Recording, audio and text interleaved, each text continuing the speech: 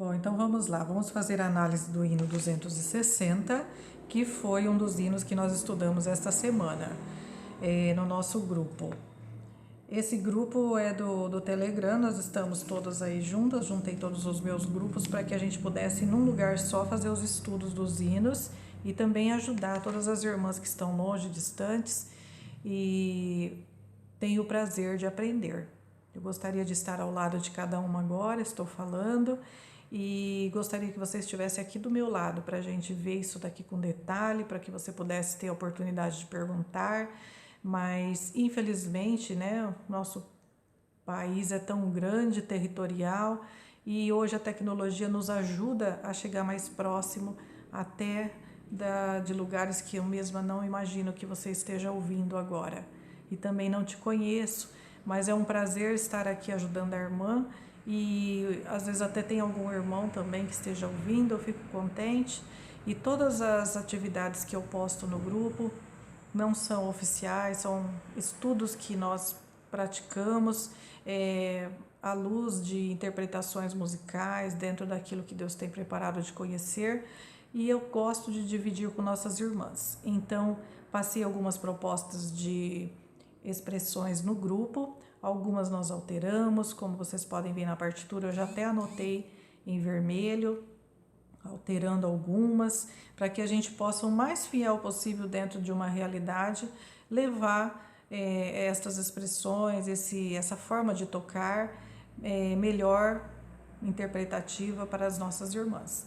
Bom, enfim, a tonalidade desse hino é Mi bemol maior, temos um compasso composto 6/8 e temos uma velocidade. Eu recomendo que um hino como este, com um título tão sugestivo, seja tocado pelo menos até na média, porque a máxima tá?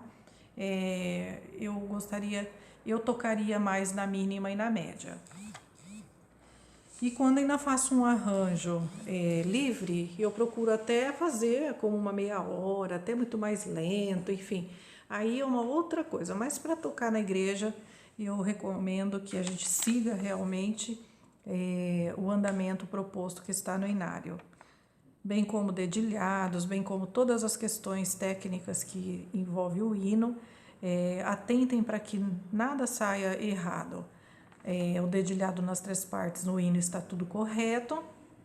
Se houver necessidade, tocando com as 4 partes, de mudar algum dedinho, alguma coisa, nisto há uma adequação. Você precisa estudar também e verificar se essa adequação, junto com a sua instrutora, será correta.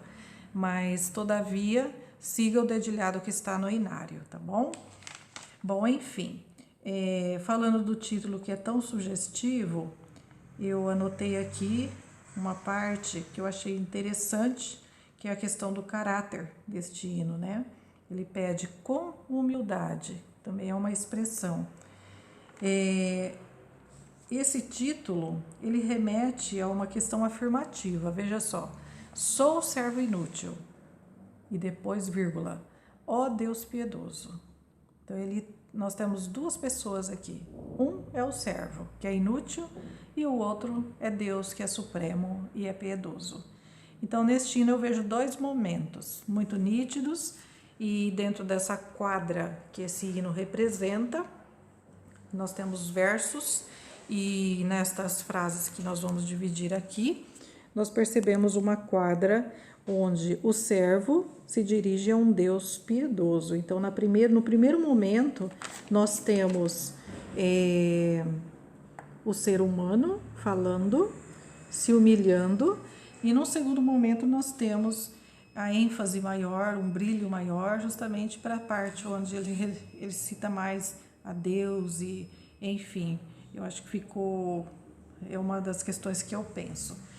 Então, uma das irmãs pergunta o seguinte: irmã, a poesia influencia a interpretação? E depois uma outra irmã pergunta: qual o critério na hora de fazer as expressões dos hinos? Eu acho que essas 2 questões estão bem relacionadas para que eu possa responder. As 2 questões fazem das minhas práticas todos os dias, diariamente, o meu olhar para cada partitura que eu venho executar, porque eu primeiro olho o título, eu leio todo o hino, porque quando eu leio lá, sou servo inútil, ó Deus piedoso, sou sempre fraco, sinto-me faltoso, enfim, é o ser humano ali que ele está falando isso. Quando ele afirma isso, ele não afirma de uma voz muito forte, ele se ajoelha, ele pede a Deus que ele tenha misericórdia dele, então ele está se humilhando, é uma oração realmente. Então, por isso o PP ou o MP, para a gente começar bem suave lá no início. Depois a gente vai crescendo e ali nós vamos tendo um pouquinho mais de ênfase no hino, crescendo para meio forte, forte, e desce, e depois nós voltamos novamente para o pianíssimo até o final, né? Então, esse meio forte ou forte também não é uma coisa muito forte de arrebentar, porque com humildade, por mais que você cresça no hino, você não deve chegar a um muito, muito, muito. Então, depende a massa sonora da orquestra, depende a quantidade de músicos que estão tocando. Se colocar um fortíssimo, imagina como é que fica. Mas, de repente, uma massa sonora de quantidade de músicos é menor, você consegue fazer um bom trabalho também. Os nossos irmãos lá na regência e a irmã também no órgão com o seu pedal de expressão. Que no nosso caso, nós estamos falando com organistas, então atentem para a regência e quando houver necessidade de aumentar o volume, você segue com seu ouvido para também não ultrapassar os nossos irmãos e você segue e interpreta junto. Se eles abaixarem, abaixa, sempre procure ouvir do que você estar em evidência, né? Bom, enfim, a poesia realmente ela influencia na interpretação, né? E os critérios é seguir a partitura, seguir as questões também que eu vou falar agora aqui, as questões verticais. A gente não pode só olhar a questão da linha melódica, você subiu, então agora eu cresço, agora desceu e agora então eu vou descer. Não é assim, nem sempre o compositor ele não olha desta forma, ele pode estar subindo e pode estar abaixando o volume, e pode ser o contrário, né? Então, isso é muito relativo, a gente não pode afirmar assim. Mas tem muitas coincidências que nos levam a crer isso, por isso que há essa falha de acreditar desta forma. E então vamos lá fazer uma análise aqui, ó. Vou anotar aqui para mim, olha. Mi bemol. Mi bemol, eu tenho um acorde aqui, que são as questões verticais, que eu olho na partitura. Por exemplo, Mi, Sol e Si. Então, eu tenho um acorde aqui. Esse acorde que eu tenho olhando verticalmente a partitura, ele é um Mi bemol. Eu tenho outro aqui, ó. Por consequência, é a tonalidade do hino Mi bemol. Mi bemol, tá? Depois eu tenho um outro acorde aqui, ó, que também faz com que eu entenda harmonicamente a partitura.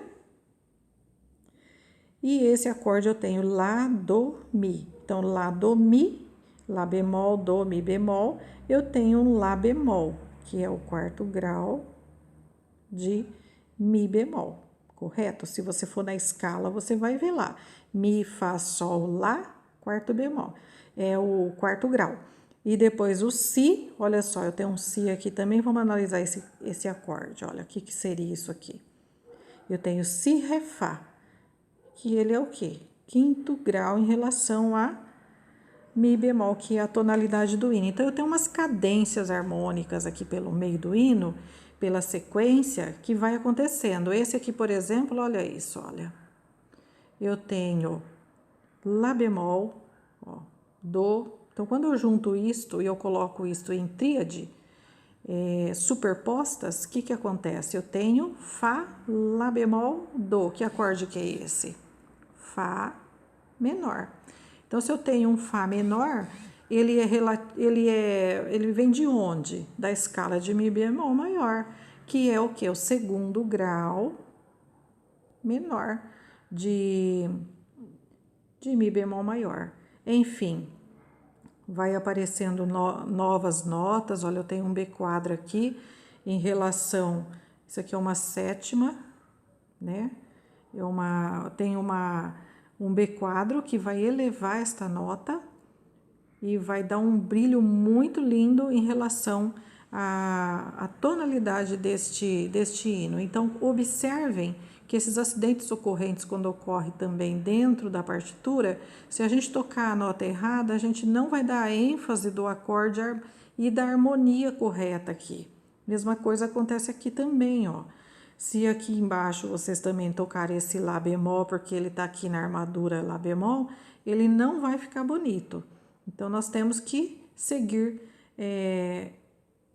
e olhando verticalmente a partitura como ela está acontecendo. Eu sei que não temos um estudo muito ampliado para as organistas nesse sentido, então eu recomendo que façam alguns estudos de harmonia, campo harmônico, e isso não é do dia para a noite que aprende, realmente demora um pouco, mas tendo paciência e bom desempenho, eu creio que consegue fazer grandes arranjos e também entender a partitura olhando para ela.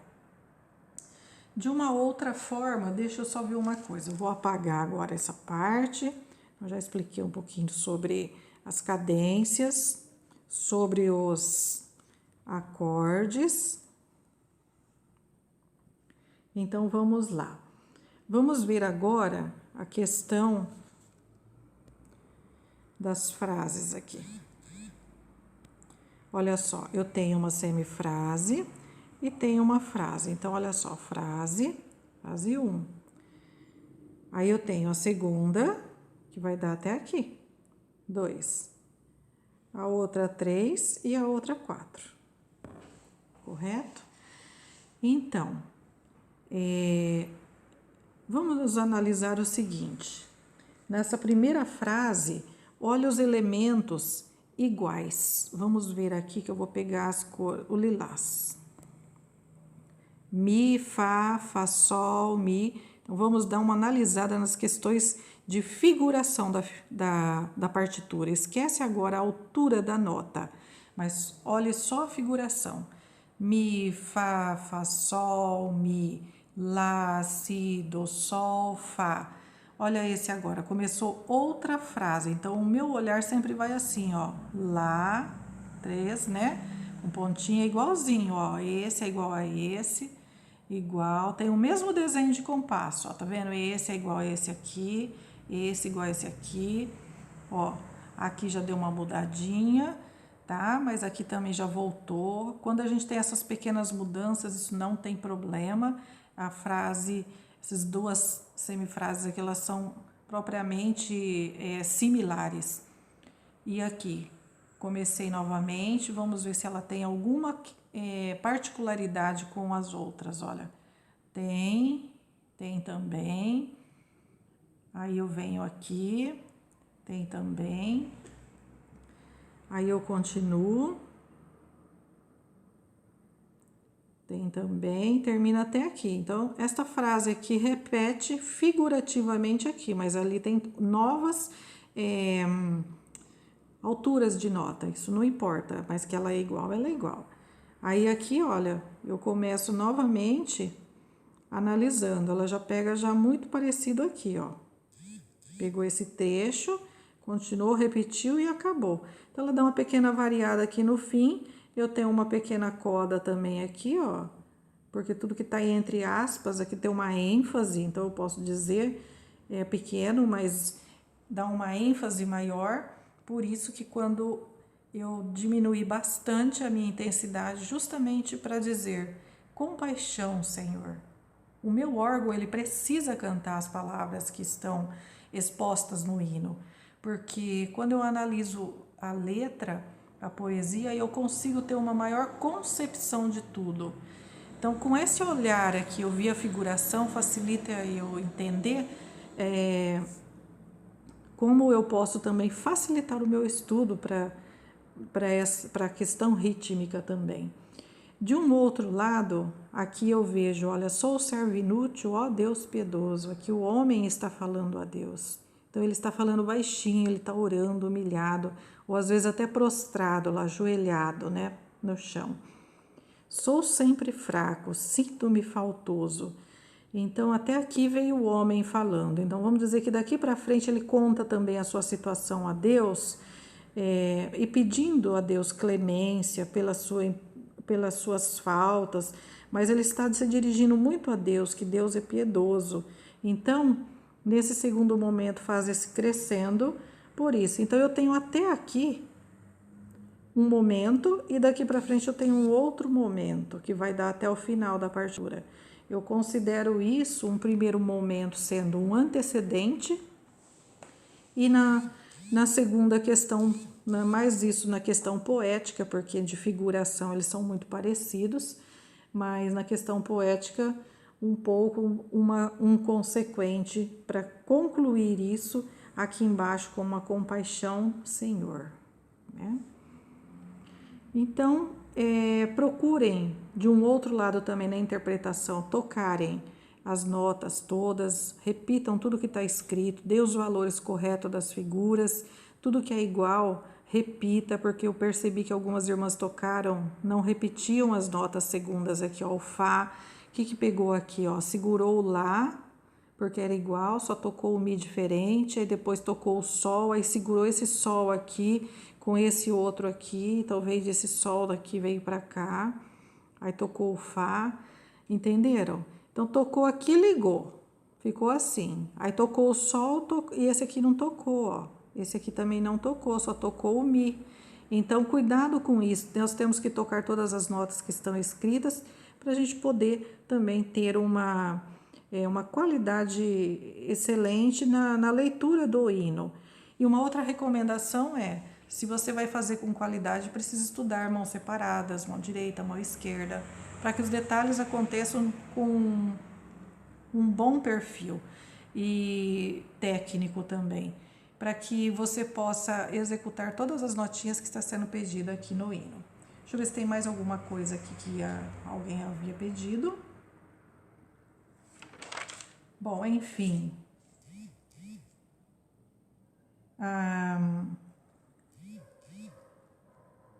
Nesse caso também, analisando as questões da humildade, o que é um servo humilde? Eu li isso, não tenho aqui anotado, mas eu me lembro que é a virtude, é uma virtude do ser humano ter e ser humilde, não ter vanglória, não ser acima, procurar sempre se colocar no lugar do outro, não querer para o outro o mal, mas procurar sempre para o outro e para si mesmo também, sempre com ética e respeito.